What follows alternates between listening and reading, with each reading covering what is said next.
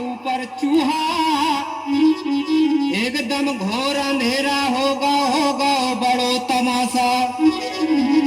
दोनों कूदे नंदरानी पर नंदरानी वाले खटिया ऊपर बुझट रही थी रे खटिया ऊपर बुझट रही थी। नंदरानी को बड़ा डर लागो रे के घबरा रजाई में धीरे से घुस रही थी। रजाई में धीरे से घुस रही थी। रजाई में धीरे से घुस रही थी। नंदरानी को बड़ा डर लागे रे के घबरा रजाई में धीरे से घुस रही थी।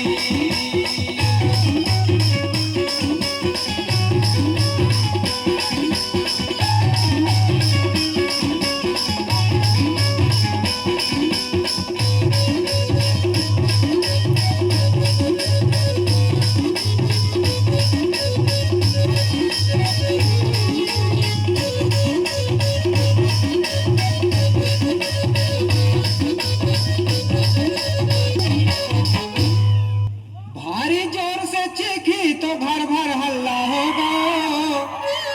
जेठानी ने यूं चिल्लाई बड़ो सुरहरा घुस गओ।